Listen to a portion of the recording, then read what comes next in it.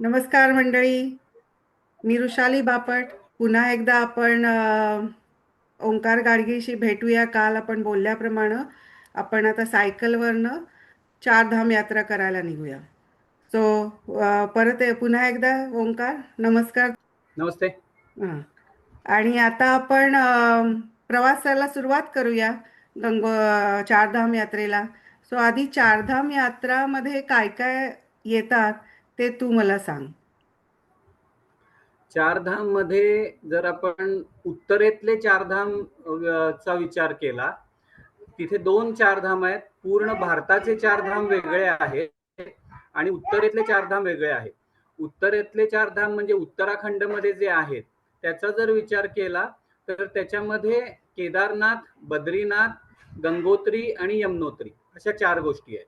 हम्म. आणि जर आपण भारताचे चारधामचा विचार केला तर त्याच्यामध्ये बद्री केदार एक, दुसरं पुरीमध्ये जगन्नाथपुरी, हम्म.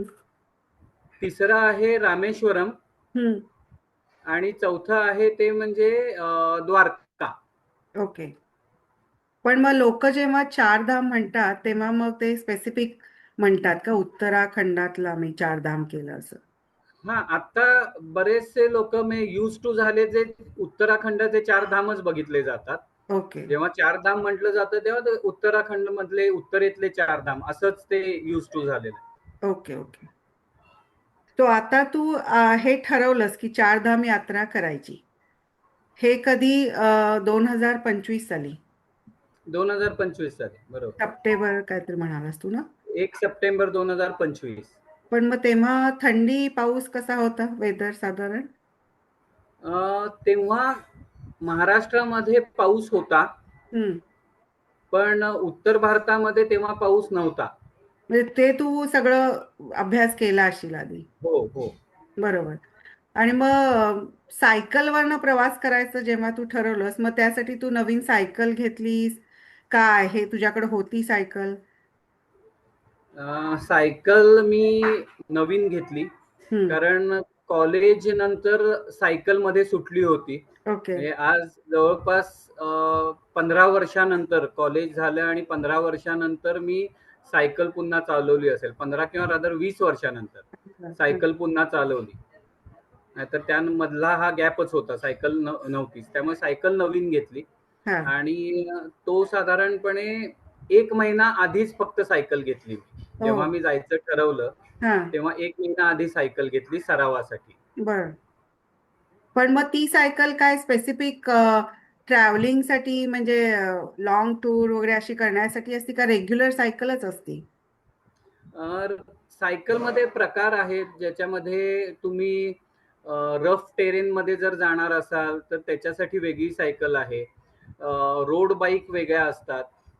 त्याच्यानंतर तुम्ही रेग्युलर यूज साठी वेगळ्या वापरता. हम्म. इलेक्ट्रिक सायकल आहेत, त्याच्यात गेअरच्या सायकल्स आहेत. हम्म. तर ह्यामध्ये प्रकार आहेत. मी जो प्रकार निवडला होता किंवा माझ्या ह्या चारधाम यात्रेसाठी जी गरजेची होती त्याची मी चौकशी केली आणि तिथून मला माहिती मिळाली ती म्हणजे रोड बाईक, ओके. ज्याच्यामध्ये ज्याचे टायरची साईज लहान असते, हा. त्यामुळे रोडवरती फ्रिक्शन कमी होतं. बर. कारण माझा बराचसा प्रवास हा हायवे वरून किंवा रोडवरूनच होता. बरोबर. त्यामुळे फ्रिक्शन कमी होऊन आपल्याला ताकद जास्त लावावी लागत नाही. मला एक सांग यासाठी की रोड बाईक घेतली होती. त्यासाठी मला एक सांग की तू त्यासाठी काय परमिशन वगैरे गव्हर्नमेंट कडनं घ्यावी लागती कारण हायवेवरनं तू चालवणार जिथं फक्त हाय स्पीड गाड्या जातात तिथं जर तू चालवत असशील तर तुला काय परमिशन स्पेसिफिक घ्यावी लागली? परमिशन घेणं मॅन्डेटरी नाही आहे. ओके. कारण मी भारतामध्येच आहे आणि मी भारतामध्ये कुठेही फिरू शकतो. पण ही हायवेवरती जाताना. हा, पण तरी हायवेवरती सायकल्स पण चालतात. ओके. त्यामुळे अशी वेगळी परमिशन घ्यावी नाही लागली. बर. पण माझ्याकडे सुरुवातीला मी लोकल बॉडीमध्ये परमिशनसाठी अर्ज केला होता. बर.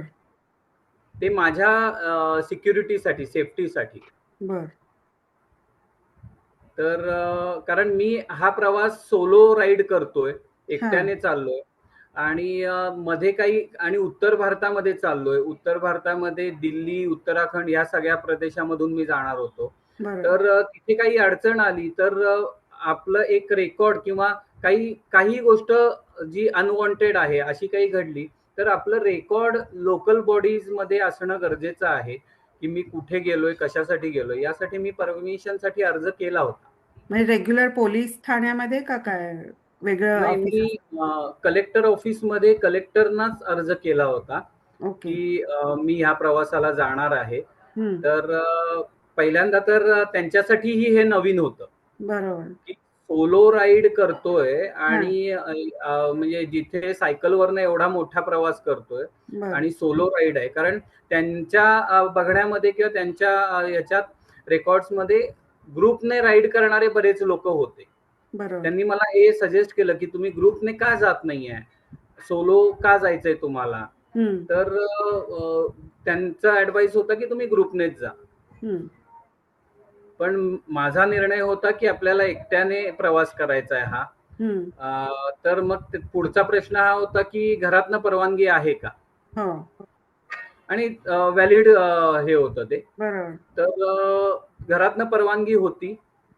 मग त्यांनी मला सांगितलं, की ती रिटर्न परवानगी आम्हाला अर्जाबरोबर जोडून द्या. प्रत्येकाच्या सह्या आणि ह्या हो. सगळ्या गोष्टी. हा. त्यालाही मी तयारी दाखवली होती. आणि मग ह्याच्यातून मी परत आलो. पण हम्म. नेक्स्ट ह्याच्यामध्ये असं जाणवलं, की ह्या सगळ्या गोष्टी अ, बरोबर माझ्याकडे फक्त मला आयडेंटिफिकेशन हवं होतं, की मी इथला रहिवासी आहे कोल्हापूरचा बरोबर. आणि मी ह्या प्रवासाला चाललोय. बरोबर. तर ह्या गोष्टींची मग पूर्तता न करता मी इथल्या आमदारांचं एक पत्र घेतलं बर. माझ्याबरोबर, की मी ह्या प्रवासासाठी चाललोय हा. आणि त्यामध्ये ती मी माहिती लिहून दिली सगळी. मी कुठल्या रूटने जाणार आहे आणि काय माझं डेस्टिनेशन आहे. हा. आणि मग त्यांनी मला ते पत्र दिलं. ते माझ्याबरोबर मी ठेवलं होतं. बरोबर. म्हणजे ते ते जर घेऊनच आपण हिंडत होतास तू? हां, म्हणजे मी माझ्या वहीमध्ये असं हे पत्र हे केलं होतं, की ज्याच्यामध्ये कॅमेऱ्याला त्यांनी वरती जरा कॅमेऱ्याला दाखव. हा. शुभ यात्रा संदेश. ओके. ठीक आहे. तर हे म्हणजे कोणी विचारलं तर तर दाखवता येतं मग.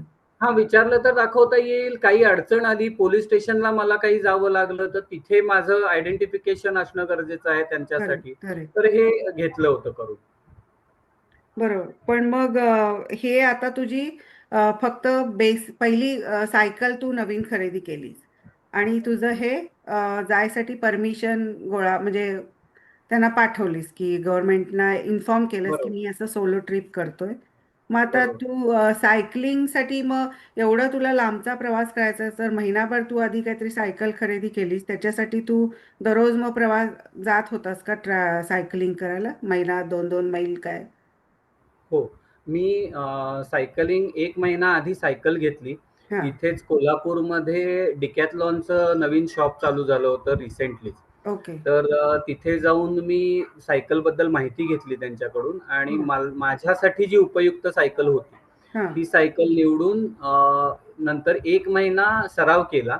हा. रोज सकाळी मी 25, 30, 40 किलोमीटर सायकलिंग करायचो अरे वा. आणि रविवारच्या दिवशी 100 किलोमीटर सायकलिंग करायचो. म्हणजे तर कोल्हापूरनं कुठं जात होता साधारण तू? कोल्हापूरहून नरसोबाची वाडी ओके. किंवा निपाणी हे जाऊन परत यायचं. साधारणपणे नरसोबाची वाडी इथून 45-48 किलोमीटर आहे. म्हणजे 50 किलोमीटर जायचं, 50 किलोमीटर यायचं. हा. असे 100 किलोमीटर किंवा पन्हाळ्याला जायचं. पन्हाळा 24-25 किलोमीटर आहे. ओके. 25 दुणे 50 कारण पण हिल टेरेन आहे तो हम्म. सगळा हम्म. गड आहे. हा. त्यामुळे तो सराव केला हा. वेगवेगळ्या ठिकाणी जाऊन. तर हे 1 महिना मी केलं. बरोबर. आणि मग डेली औषध पाणी गाडीचे जसं आपण आपलं तब्येत सुधारेल तसं कार सायकल सर्व्हिसिंग चेकअप वगैरे सगळं तू करत असशील नाही का? हां, वेळच्या तेही मी वेळी. शिकून घेतलं, की सायकल जर पंक्चर झाली, तर काय करावं लागेल? हा. सायकलचं ऑइलिंग कुठून-कुठून करायचंय? बरोबर. कारण रेग्युलर इंटरव्हल नंतर सायकलची चेन हार्ड होते, बरोबर. ड्राय होते. तर हम्म. मग त्याला ऑइलिंग करणं गरजेचं आहे. तर ते कसं करायचंय? पंक्चर झाली तर त्याची ट्यूब कशी बदलायची? पंक्चर कसं काढायचंय? हा. हेही मी शिकून घेतलं. हां. त्याच्याबरोबर त्याचं साहित्य काय काय मला बरोबर ठेवायचंय हं, तेही मी बघितलं. अशा हं. ते पद्धतीने तो घेऊनच गेलास सराव तू. हा ते साहित्य बरोबर होतं. ओके. म्हणजे सायकल खरेदी झाली, परमिशन झाली, तुझी कारची सर्व्हिसिंग झाली. आता तुझी तब्येतीकडं तुझं काय स्पेशल तू स्वतःला ट्रीट केलंस? देवकृपेमुळे तब्येत चांगली आहे कारण रोजचा व्यायामाचा सराव आहे. बरोबर, रोजचं रनिंग किंवा वॉकिंग ह्या सगळ्या गोष्टी आहेत. बरोबर. सूर्यनमस्कार रोजचे आहेत. हां. त्यामुळे देवकृपेमुळे तब्येत चांगली आहे. हं. माझी सगळ्यात महत्वाची तयारी आणि मला सायकल घेण्यासाठी एवढा उशीर का झाला? तर हां. ते म्हणजे घरातली परवानगी. हां. घरच्यांची परवानगी मिळवणं ह्याच्यामध्ये माझा काही काळ गेला बरोबर, आणि ते घेतल्यानंतरच मी सायकल खरेदी केली. बरोबर. म्हणजे त्यांना तू लास्ट मिनिट सांगितलंस का काय? हां, मी साधारणपणे एक मे महिन्यामध्ये मी घरी सांगितलं. हं. एक माझ्याकडे कारण जेव्हा मी चारधामला जायचा विचार केला, तर त्याच्याबरोबर ओघाने हे होतं, की तिथे कुठल्या ऋतूमध्ये जाणं गरजेचं आहे. कुठल्या बरोबर, महिन्यामध्ये तिथे मी गेलो तर मला त्रास होणार नाही. बरोबर. हां. तर त्याच्यामध्ये असं होतं, की सुटेबल जो हे होता तो म्हणजे ॲक्चुअली एप्रिल, मे हा जास्त सुटेबल होता. हं. कारण आपल्याकडे जरी महाराष्ट्रामध्ये उन्हाळा जरी असला, तरी हां. तिकडे तेव्हा उन्हाळा एवढा नसतो. बरोबर. नुकतंच गुढीपाडव्यानंतर चैत्र महिना सुरू झाल्यानंतर हं. केदारनाथचे कपाट उघडतात. हो. तिथपासून ते ऑक्टोबर महिन्यापर्यंत हं, साधारणपणे. हं. तर हा काळ तिथला आहे, की केदारनाथचे किंवा बद्रीनाथचे, गंगोत्री, यमुनोत्री इथल्या सर्व मंदिरांचे कपाट उघडतात. आणि ओके. त्यामध्ये एप्रिल, मे, जून हा काळ चांगला आहे. हं. पण माझ्या काही वैयक्तिक इथल्या गोष्टी जिथे जसं की आंब्याचा सीझन असतो. माझी आंबा बागायत आहे. वाह! तर कोकणामध्ये बरीचशी झाडं आहेत. तर तो सीझन हे करण्यासाठी आणि ते झाल्यानंतर मग लगेच पावसाळा सुरू झाला आणि जून, जुलै, ऑगस्ट हा मेजरली हेवी रेन्स होते. बरोबर, तर त्या ह्याच्यामध्ये तो वेळ सोडून मी सप्टेंबर निवडला आणि बरोबर. मी मे महिन्यामध्ये पहिल्यांदा घरी सांगितलं, की मला मे एंडला राहतात. नाही जून 28 जूनला माझा हं, वाढदिवस होता त्या दिवशी सांगितलं, की मला हे करायचंय आणि मला जायचंय. हं, मग 1-2 महिने गेले त्यामध्ये, की हं, परवानगी मिळवण्यामध्ये आणि मग जेव्हा परवानगी मिळाली, हं. जूनमध्ये मी सांगितलं, ऑगस्ट महिन्यामध्ये मी सायकल घेतली. बरोबर. जुलै महिना पूर्ण परवानगी मिळवण्यासाठी गेला हां. आणि ऑगस्टमध्ये मी 1 ऑगस्टला सायकल घेतली. हं, 1 ऑगस्ट ते 1 सप्टेंबर हं. माझा सराव केला मी.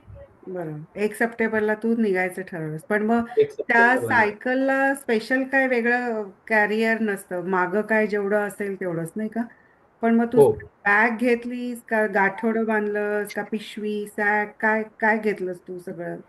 जेव्हा तुम्ही म्हणजे डिकॅथलॉन किंवा ह्या मोठ्या सायकलचा जेव्हा विचार करता, हां. तेव्हा सायकल म्हटल्यावर आपल्याला लहानपणी सवय होती, की सायकल म्हणजे सायकल बरोबर कॅरियर येतच. करेक्ट. किंवा आपण जर जुन्या सायकल बघितल्या तर मागे कॅरियर एवढं मोठं असतं, की ज्याच्यावर एक माणूस बसू शकतो. बसू शकतो. एवढ्या वजनाचा 50 किलो वजनाचा माणूस बसू शकतो. खरंय. पण या आत्ताच्या सायकलमध्ये ज्या की लाईट वेट बनवलेल्या आहेत, तर त्याच्यामध्ये सायकल म्हणजे सायकलची फ्रेम आणि 2 सायकलचे चाक आणि त्याचं हँडल याच्या पलीकडे काहीही नसतं. बरोबर. तुम्हाला स्टँड सेपरेट घ्यावं लागतं. तुम्हाला मड फ्लॅप सेपरेट घ्याव्या लागतात. हो. त्याच्यानंतर त्याच्यावरती काही लाईट्स हवे असतील तर लाईट सेपरेट घ्यावे लागतात. कॅरियर सेपरेट घ्यावं लागतं. तर हे सगळ्या गोष्टी वेगवेगळ्या घ्याव्या म्हणजे लागतात. नवीन कार घेतल्यासारखं बिल्ट इन घ्याव्या लागतात गोष्टी तुम्ही हो. ॲडिशनल तसं सायकलला. तशाच ह्या सगळ्या हं. ॲक्सेसरीज ॲडिशनली घ्याव्या लागतात. त्या ओके, फिट करून घ्यायच्या ओके. आणि त्याच्यामध्ये त्या कॅरियर घेतल्यामुळे मला फायदा झाला, की कॅरियरला मी दोन्ही बाजूने पेनियर बॅग जी येते, हं. तर ती बॅग अडकवली होती. त्यामुळे 2 बाजूला वेट बरोबर डिव्हाईड होण्यासाठी मदत होते. ओके. आणि त्याच्याच बरोबर मी एक सायकलवरती त्या कॅरियरवरतीच हं. एक काय म्हणू आपण त्याला अँगलचा एक सॉकेट बसवलं होतं, की ओके, ज्याच्यामध्ये मला एक भगवा ध्वज अडकवायचा होता. ओके. आणि तो भगवा ध्वज हा ज्याच्यामध्ये मी भगवा ध्वज वरती अखंड भारत आणि बलशाली भारत बरं. असं लिहिलेलं होतं. ओके. तो बनवून कारण घेतलास तू का मिळतो तसा फ्लॅट? नाही, तसं बनवून घेत. ओके.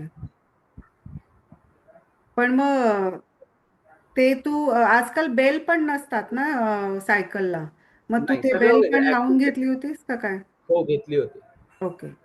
कारण आजकाल बेल कुठं मिळत नाहीत. लाईट पण लावला होतास तू हो, रात्रीसाठी प्रवासाला. हो. तर ते सगळं तू ॲडिशनल ॲड ऑन करून तू सायकल तुझी प्रिपेअर केलीस न्यायसाठी. आणि बरोबर. मग तुझी बॅग साधारण तुझं काय काय सामान होतं त्याच्यामध्ये जे तू कॅरियरला बांधलं होतंस? जास्त करून बेडिंग होतं. ओके.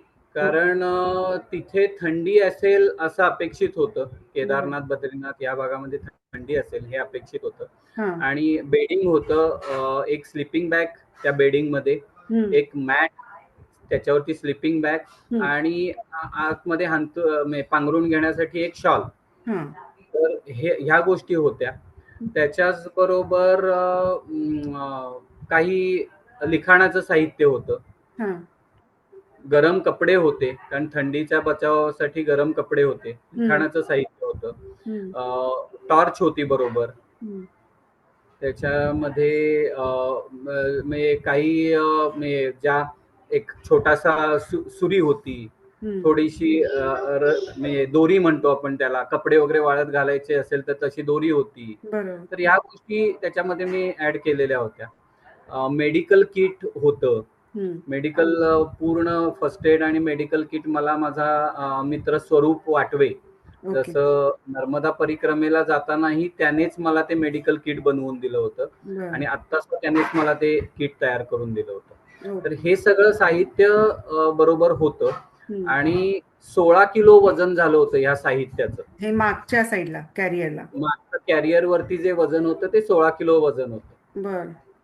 आणि मग पाण्याची बाटली, डब्बा किंवा काय तुझं खाण्याचं वगैरे ते काय कॅरी केलं होतंस? डबा किंवा खाणं हे काही एवढ्या प्रवासामध्ये पुरणारं नव्हतं. बरोबर. पण प्रवास फार दिवसांचा आणि मोठा होता, त्यामुळे एवढं खाणं मी घेऊ शकत नव्हतो. आणि घेतलं तरी सुद्धा त्याचं वजन मलाच माझ्या बरोबर न्यायचं होतं. बरोबर. त्यामुळे एवढं खाणं हा प्रकार फार कमी होता माझ्याकडे. हां. खाणं हे जिथे मी जाईन तिथूनच मला ते घ्यायचं होतं. बरोबर. पाण्यासाठी एक कॅमल बॅग होती पाठीवरती, ओके. की ती पूर्वी ज्याच्यामधनं एक. मिळायची ती पिशवी सारखी? हां, हां. हां. नाही, पण हां. आता नवीन आल्यात त्याच्यामध्ये ओके. मॉडिफिकेशन बरेच झालेत, ओके. की तुम्ही सॅक सारखी अडकवू शकता. त्या ओके. सॅक मधून एक रबरी पिशवी त्या सॅक मध्ये असते. हां. आणि त्याच्यातून एक रबरची पाईप येते, ती तुम्ही घेऊन पाणी पिऊ ओढू शकतो. शकता, हां. हां. पिऊ शकता. बरोबर. अशा पद्धतीने म्हणजे तुम्हाला थांबावं लागत नाही हे ओह! करत ओके. असताना. चालता चालताच त्यामुळे पिऊ त्याचा शकता तुम्ही. हां, जाता ती 2 लिटरची एक बॅग माझ्याकडे होती. हां. चांगलं आहे. माझेच एक आणि थंड स्नेही पण आहेत. राहतं वाटतं ना पाणी त्याच्यात? हां, थंड राहतं. हां. तुलनेने थंड राहतं. बरं. माझे एक स्नेही आहेत निशिकांत साळवेकर, ओके. त्यांनी मला ती दिली होती छान. प्रवासासाठी. छान. चांगली आहे. नवीन-नवीन कल्पना काय-काय. पूर्वीच्या मला आठवतायत त्या काय म्हणतात उंटाच्या ह्याच्यात हो, हो. असायच्या. लेदरच्या किंवा कापडी लेदरच्या. यायच्या त्या. हां, बरोबर. बरोबर. पण त्यातली चव काय वेगळी लागते का रे पाण्याची? नाही, नाही. काही नाही. नाही, फरक बिलकुल. नाही. ओके. म्हणजे आता पाणी झालं, खाण्याचं झालं. तू स्नॅक थोडे ठेवले होते बिस्किट, लाडू, गोळे, काय चॉकलेट? सुरुवातीला घरातून दिलेले होते लाडू आणि हं. काही स्नॅक्स. हां. पण ते अगदीच कारण शेवटी वजन मी किती नेणार आहे. खरं आहे, खरं आहे. त्यामुळे ते मला काही दिवसच पुरले. हं. मग आता रविवार कुठला दिवस होता तू जेव्हा प्रवास सुरुवात केलास? रविवार वगैरे का काय? 1 सप्टेंबर होता. मला ओके. आता वार 1 आठवत नाहीये. सप्टेंबर म्हणजे सोमवार होता. सोमवार होता. ओके, आठवला तुला. हो. सो 1 सोमवारी सप्टेंबर. तू सकाळी चालू केलास प्रवास? किती वाजता? हां, सोमवारी सकाळी सुरू केला. हां. म्हणजे जसं की आत्तापर्यंत हे सगळं ठीक आहे. मी तयारी केली, सायकलिंगचा सराव केला, मानसिक माझी तयारी झालेली होती. हे सगळं ठीक आहे. हं. पण जेव्हा परीक्षेची वेळ येते, तेव्हा आपल्या मनामध्ये एक धाकधूक निर्माण होते. तशी माझ्या मनात ती झालीच होती. आदल्या दिवशी रात्री झोपताना, की हे खरं. सगळं व्यवस्थित होईल ना. पोटात हां, गोळा आलेला होता प्रॉपर. हां, हां. पण ठीक आहे, एकदा ठरवलंय आणि त्याची तयारी केली तर ते व्यवस्थित पूर्ण करावं, त्याच्यासाठी हं, प्रयत्न करावा. हं, या हं. याने मी निघालो 1 तारखेला सकाळी 5 वाजता. म्हणजे 4 वाजताच उठून तयारी झाली, अंघोळ पाणी झालं. हा. माझे काही मित्र आले होते हम्म. मला सोडण्यासाठी. हम्म. तर ते 5 वाजता आले. त्यांनीच मला त्यांच्या मदतीनेच सगळं सामान मी याच्यावरती बांधलं हम्म. सायकलवरती. हम्म. तो हम्म. भगवा ध्वज त्याच्यामध्ये अडकवला. हा. अशी सगळी तयारी करून घरातून औक्षण केलं हम्म. आईने आणि बायकोने. हम्म. तर ही सगळी तयारी करून 5:30 वाजता मी बाहेर पडलो. मुली थोड्याशा धास्तावलेल्या होत्या, काळजी होती त्यांना, हम्म. पण थोड्या आता ही त्या युज टू झाल्यात, कारण एकदा नर्मदा परिक्रमेचा अनुभव आहे, त्यामुळे तेव्हा त्या लहान होत्या, आता थोड्या मोठ्या झाल्या असल्यामुळे बरोबर. त्या समजू शकतात. बाबा आपले ऍडव्हेंचर करतात हे माहिती झालं त्यांना आता. माहिती झाली. हा. आणि मी त्यांनाही नेतो अधूनमधून. हो का? अरे वा, हा. छान. पण म्हणजे आता तुझी ओवाळणं झालं, सगळं झालं, आता प्रवास चालू झाला. किती साधारण 9-10 वाजता असा तू निघाला असशील दिनकर नाही, अपार्टमेंट. मी 5:30 ला बाहेर पडलो. कोल्हापूर सकाळी? सोडलं 5:30. हो. हो. म्हणजे मग दिनकर अपार्टमेंट पासून तू निघालास, तू डायरेक्ट हो. हायवेलाच लागलास नाही का? हो. मग तू पहिला कुठं थांबलास? पहिल्यांदा हॉल्ट मी घेतलास? दिनकर अपार्टमेंट मधनं बाहेर पडलो. आपल्या इथे कोल्हापूरच्या अगदी सुरुवातीलाच ताराराणींचा पुतळा आहे, हम्म. कावळा नाका ज्याला म्हटलं जातं. हा. तिथे येऊन तिथे नमस्कार केला. बरं. त्याच्यानंतर माझे मित्र माझ्या बरोबर होतेच. हा. ते मला हायवे पर्यंत सोडायला आलेले होते. ते मग गाडीत आले होते. त्यांच्याबरोबर, हा, ते 2 व्हीलर किंवा 4 व्हीलरने आलेले होते. हम्म. आणि त्यांच्याबरोबर काही फोटो सेशन झालं. हा. तर असं करून साधारणपणे 6 वाजता मी हायवेला लागलो. बरोबर. हा. आणि मग हायवे पासून तू नंतर तू एकटा प्रवास चालू मग तिथून मग ते परत आले आणि माझा पुढचा प्रवास चालू झाला. चालू झालं अकेले. हा. आणि मग तिथनं तू डायरेक्ट हायवेलाच लागलास नाही का? हो. हा. तिथून माझा जो रूट होता तो होता पहिल्यांदा सांगली, हा. सांगलीतून सांगोला ओके. आणि पंढरपूर. हम्म. हा माझा पहिल्या दिवशीचा प्रवास 183 किलोमीटरचा मी ठरवलेला होता. ओ, 183. हा. आणि मग तू थांबलास तू डायरेक्ट पंढरपूरलाच? नाही, आता सांगलीला माझा मित्र जो मगाशी मी सांगितलं स्वरूप वाटवे, हा. त्याच्याकडे पहिल्यांदा मी गेलो. हा. त्या प्रवासात सुद्धा मी त्याच्याकडे जाताना सुद्धा एक गोष्ट अशी घडली माझ्या बाबतीत, हा. की थोडेफार मी इथे आपल्या बोलण्यामध्ये नर्मदा परिक्रमेचे सुद्धा काही संदर्भ येतील. हम्म. कारण जेव्हा मी परिक्रमेला निघालो होतो, हा. तेव्हा मला जायच्या आधी हम्म. तेव्हाही माझे काही मित्र मला सोडायला मध्य प्रदेश ओंकारेश्वर पर्यंत आलेले होते. बर. तर जायच्या आधी असा एक प्रसंग घडला होता, की मी गाडी चालवत असताना 4 व्हीलर होती तेव्हा, आणि गाडी चालवत असताना मला आरशामध्ये बघितलं तेव्हा एक बाई दिसल्या, ज्यांच्या अंगावरती कपडे नव्हते आणि पाऊस बारीक बारीक पडत होता आणि त्या भिजत होत्या. हे नर्मदेचं वेळेचं सांगतो? नर्मदे परिक्रमेच्या वेळेचं मी सांगतोय. हा. आणि तेव्हा मग मी थांबून माझ्याकडे जे काही एक शर्ट पॅन्ट होतं, मित्राकडे एक शाल होती, ते आम्ही त्यांना दिलं. बरोबर. आणि त्यांनी पहिल्यांदा घेताना हेजिटेशन होतं, पण हम्म. आम्ही तिथे ठेवलं आणि निघून आलो. हम्म. नंतर त्यांनी ते, म्हणजे मी गाडीत परत बसून आरशात बघेपर्यंत त्यांनी ते कपडे अंगावर त्यांच्या घातलेले होते. ओके. म्हणजे तेव्हा मला असं कुठेतरी वाटलं, की हा माझ्यासाठी एक आशीर्वाद आहे, बरोबर. हम्म. की मैयाने एक काहीतरी हे दिलंय आणि तो माझ्यासाठी आशीर्वाद आहे, की त्या बाईंनी ते कपडे, त्यांना गरज होती आणि त्यांनी ते घेतले. बरोबर. तसंच आत्ता झालं, की मी जेव्हा सांगलीला चाललो होतो, हा. तेव्हा हेरले नावाचं गाव आहे. ओके. कोल्हापूर पासून साधारणपणे 15 ते 18 किलोमीटर वरती हेरले नावाचं गाव आहे. ओके.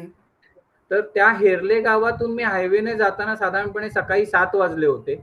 हम्म. तर मागून एक भिकारी आपण म्हणू शकतो त्यांना, की एका भिकाऱ्याने आवाज दिला, की कुठे यात्रा निघाली.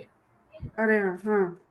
कारण भगवा ध्वज होता त्या माझ्या सायकलवरती, हा. आणि त्यांना कदाचित वाटलं असेल, की कुठे यात्रा निघाली. बर. मी पण थांबलो नाही, पण मी जोरात ओरडून वळून त्यांना सांगितलं, की मी 4 धामला चाललोय. हा. आणि त्याच वेळेला त्यांनी असं सांगितलं, यात्रा यशस्वी होईल. वा. हम्म. असा तो एक माझ्यासाठी शुभशकून होता, हम्म. की मला हा इथे या वेळेला जाणवला. आणि मग मी तिथून पुढे सांगलीला गेलो. हा. सांगलीमध्ये स्वरूप तर तयारच होता, मी कधी येतोय माझी वाट बघत तो होता. सांगलीचाच आहे का? तो सांगलीचाच आहे. ओके. त्याच्या घरी त्याचं मेडिकल शॉप आहे. हा. तर त्याच्या घरी तो आणि त्याची बहीण सुद्धा सायकलिस्ट आहे. ती पण ओके. सायकलिंग करते भरपूर. हा. तर ते दोघं माझी वाट बघत होते. घरी गेलो, नाश्ता पाणी झालं. त्याच्यानंतर त्यांनी मला त्यांच्याकडचं काही साहित्य दिलं. स्वरूपने मेडिकल किट दिलं सगळं. हा. त्याच्या बहिणीने सायकलिंगसाठी लागणारे जे काही थोड्याफार गोष्टी तिच्याकडे होत्या त्या बरं. दिल्या मला. हा. आणि ते घेऊन मी पुढचा प्रवास सुरू केला. साधारणपणे ऊन तोपर्यंत झालं होतं, कारण 10 वाजून गेले होते. ऊन झालं होतं. उन्हाचा तडाखा पहिल्या दिवशीच जाणवायला सुरू झाला. हो, हो. आणि माझा आजचा पहिल्या दिवशीचा प्रवास होता पंढरपूर पर्यंत. बर. जे 183 किलोमीटर अंतर होतं कोल्हापूर पासून. पण असं झालं की तिथून मग दुपारी मी नागज या गावी पोहोचलो. ओके. मध्ये जाताना 1-2 मुलं भेटली मला. त्यांनी मला थांबवलं. त्यांच्याबरोबर जरा फोटो सेशन वगैरे केलं. छोटीशी मुलं होती. त्यांना कौतुक होतं सायकलवरती भगवा ध्वज. त्यामुळे त्यांच्याबरोबर जरा फोटो काढले. आणि नागज या गावी पोहोचलो आणि माझ्याकडे घरचा डबा दिलेला होता. तर तिथे बसून एक व्यक्ती होती, हायवेलाच त्यांचं घर होतं. त्यांच्या घराच्या बाहेर बसूनच माझ्याकडचा डबा खाल्ला. त्यांनी प्रेमाने त्यांच्याकडची, कारण माझ्याकडे मसूर उसळ आणि पोळी चपाती हेच होतं माझ्याकडे, कारण लिक्विड काय घेऊ शकत नव्हतो. तर त्यांनी त्यांच्याकडची आमटी मला प्यायला दिली. तर अशा गोष्टी करून मी नागज मध्ये थोडा वेळ विश्रांती घेऊन डबा खाऊन पुढच्या प्रवासाला गेलो. तर अजूनही पंढरपूर लांब होतं. पण अजूनही दिवसच चालू आहे, रात्र झाली नाही.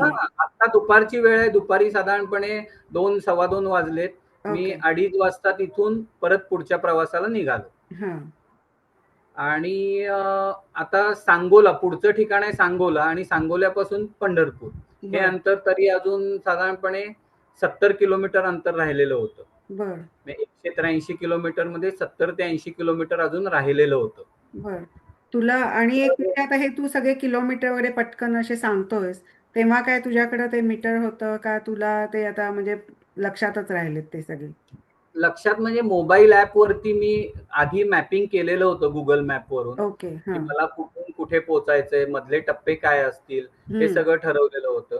आणि मोबाईल वरती मी त्या ऍप मधून ते किती किलोमीटर होत आहेत वगैरे ह्या सगळ्या गोष्टी ट्रॅक ठेवत होतो. ओके. म्हणजे मोबाईल वरनं जे बरोबर तू बघत होतास की 50 किलोमीटर राहिले, 70 राहिले. ओके. मग आता सांगोल्याला पोहोचलास तू? सांगोल्याला पोहोचेपर्यंत मध्येच एकदा पहिलाच दिवस पुन्हा एकदा परिक्रमेच्या वेळेला जशा पहिल्याच दिवशी काही अडचणी आल्या होत्या, तशा इथेही पहिल्याच दिवशी काही अडचणी आल्या. बर. म्हणजे सांगोल्याला पोहोचतानाच सांगोला अजूनही 10 किलोमीटर पुढे अंतर बाकी होतं आणि पहिल्याच दिवशी पाऊस लागला मला. तर पाऊस लागल्यावर मी गडबडीने, कारण सराव नव्हता, काय करायचं कळत नव्हतं, तरी गडबडीने सायकल हायवेच होता पूर्ण मोठा. तर सायकल बाजूला घेतली आणि माझ्याकडे पानशो वगैरे होतं, पानशो घातलं आणि बाकी सायकलवरचं सामान बांधलेलंच होतं आणि त्याच्यावर कव्हरिंग केलेलं होतं प्रॉपर. त्यामुळे ते भिजायची काही शक्यता नव्हती. त्याच पावसात थोडं अंतर मी गेलो, पण पाऊस थोड्याच वेळात थांबला. म्हटलं ठीक आहे, पाऊस लवकर थांबला, आता मी पुढे जाऊ शकेन.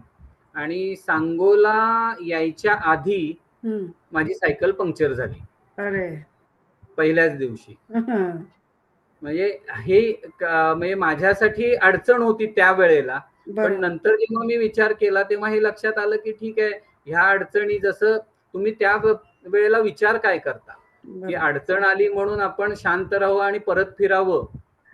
कारण ती परीक्षाच होती ना तुझी, माघारी पण फिरू शकला असतास. हो, अगदी बरोबर. कारण अंतर फार नव्हतं आलो, 100-125 किलोमीटर आलो होतो. त्यामुळे जर असंच पहिल्याच वेळेला झालेलं असेल तर आपण मनाने थोडेसे खचलो तर आपण गिव्हअप करतो, थांबतो. मग तेव्हा मी विचार केला की हे माझ्या बाबतीत आत्ता घडत नाहीये. परिक्रमेच्या वेळेला सुद्धा मी पहिलाच जो ओंकारेश्वर पासून पुढचा पहाड आहे चढताना मी घसरलो होतो आणि तो घसरला आणि जरा म्हणजे नशिबाने मैयाच्या कृपेने मी वाचलो, नाहीतर मी मैयामध्ये खाली गेलो असतो पात्रामध्ये. मग तेव्हा हा विचार आला की मी परिक्रमा करतोय ते योग्य आहे का? मी किनाऱ्यानेच परिक्रमा करावी का मी हायवेने परिक्रमा करावी जिथे खडतरता कमी आहे?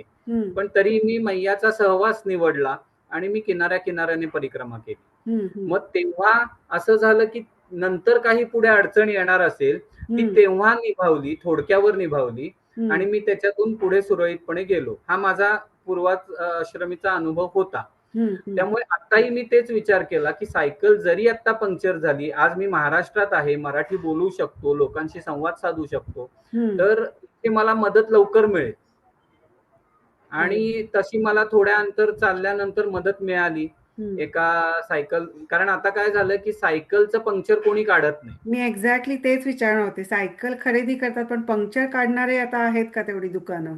फार कमी राहिलेत, कारण सायकल वापरणंच कमी झालंय हल्ली. बरोबर. आणि असं हायवेला वगैरे तर सायकलचं पंक्चरचं दुकान मिळणारच नाही तुम्हाला, जे शहरामध्ये मिळू शकतं. बरोबर. मग तसंच एक चौकशी करता करता मला एक जण मिळाला. हम्म, बाबर नाव होतं त्यांचं. तर ते मला मिळाल्यानंतर त्यांनी मला मदत केली. मी पुन्हा सगळं सामान, बरं आता पंक्चर झाली याचा अर्थ सायकलवरचं सगळं सामान तुम्हाला उतरवायचंय, बांधलेलं सगळं सोडायचंय, बरोबर. सगळं सामान उतरवून ठेवायचंय, हम्म, सायकल उलटी करून सायकलचं पंक्चर काढायचंय हम्म, आणि मग पुन्हा ते हे करून सामान बांधून मला हम्म, पुढच्या प्रवासाला जायचंय. तर बरोबर. याच्यामध्ये माझा वेळ जाणार होता, पण ते मला भेटले, त्यांनी मला मदत केली आणि त्यांनी पंक्चर काढलं आणि पुन्हा मी सामान तयार करून पुढच्या प्रवासाला गेलो. बरोबर. म्हणजे सांगोल्यावरनं तू निघालास पंक्चर मी काढून. अजून सांगोल्याला पोहोचलो नव्हतो, पोचला नाहीयेस. पण हा. हा 10 किलोमीटर सांगोला पुढे आहे अजूनही. हा. पण या प्रवासात आणि ह्या सायकल पंक्चर होणं, पाऊस येणं, या सगळ्या याच्यात माझा बराच वेळ गेला. बरोबर. त्यामुळे मला तिथपर्यंतच, म्हणजे सायकल पंक्चर होऊन पुन्हा काढून तयार करून जाईपर्यंत, तयार होईपर्यंत 5 वाजले. बर. हा. आणि ह्या 5 वाजल्यानंतर पुढचं अजून अंतर 50 किलोमीटरचं होतं पंढरपूर पर्यंत. बर. हा. त्यामुळे मग मी पुन्हा विचार केला की मी एवढं अंतर जाऊ शकतो का, अंधार पडल्यानंतर मी सायकलिंग करू शकतो का. हा. तर ह्या सगळ्या गोष्टींचा विचार केल्यावर असं जाणवलं की आता थांबणं गरजेचं आहे. बर. हा. म्हणून मी पंढरपूरला न जाता हा. सांगोल्यामध्येच कोल्हापूरचा माझा मित्र विद्याधर गोखले बर. ह्याच्या मित्राच्या मदतीने हा. सांगोल्यामध्येच एक सूतगिरणी आहे, हा. सांगोल्याच्या बाहेर हायवेवरच. त्या सूतगिरणीमध्ये मला माझी व्यवस्था झाली राहण्याची. बर. हा. तर मग तिथे मी थांबलो. आता आहेत सूतगिरणी अजूनही? हो, आहेत ना. हो का? हा. हम्म. पण मग तुला तू आधीच त्यांना सांगून ठेवलं होतंस का तिथं जाताच फोन केलास त्याला? नाही, जातानाच मी जेव्हा म्हणजे पहिलाच दिवस होता, विद्याधर किंवा माझे बरेचसे मित्र मला सोडायला आलेले होते. हम्म. ते माझ्या फोनवरनं फॉलोअप मध्ये होते, कुठे पोचलास, काय झालं. हा. मग मी त्यांना सांगितलं, त्याचा विद्याधरचा फोन आला होता, मी सांगितलं असं असं झालंय. मग लगेचच त्याने सांगितलं माझा मित्र आहे, त्याच्याशी मी बोलतो हम्म. आणि व्यवस्था होते का बघतो. तर हम्म. त्या पद्धतीने त्याने ती व्यवस्था केली, तिथे सांगून ठेवलं हम्म. आणि मग पुढे मी जाऊन तिथे माझी व्यवस्था झाली. बरोबर. मग तिथं तुझं बेडिंग आणि सगळं होतच नाही का? तेच तू. माझ्या बरोबर होतं, पण त्यांच्याही गेस्ट हाऊस मध्येच त्यांनी माझी राहण्याची व्यवस्था केली होती. हा. त्यामुळे तिथेही सगळी व्यवस्था व्यवस्थित होती, काही बर. अडचण आली. जेवण वगैरे मग तिथंच केलंस? हा, जेवण वगैरे सगळं तिथे झालं. त्यांनी दिलं का काय केलंस तू? हो, हो, हो. मंडळी, आज इथेच थांबतोय. मला आशा आहे की तुम्हालाही पुढचा भाग ऐकायची तेवढीच उत्सुकता आहे. आणि पुढचा भाग ऐकायचा असेल तर प्लीज लाईक, शेअर आणि सबस्क्राईब करा. पुढच्या भागात ओंकार शेगावच्या गजानन महाराजांना आमंत्रण द्यायला जाणार आहे. नक्की बघा. धन्यवाद.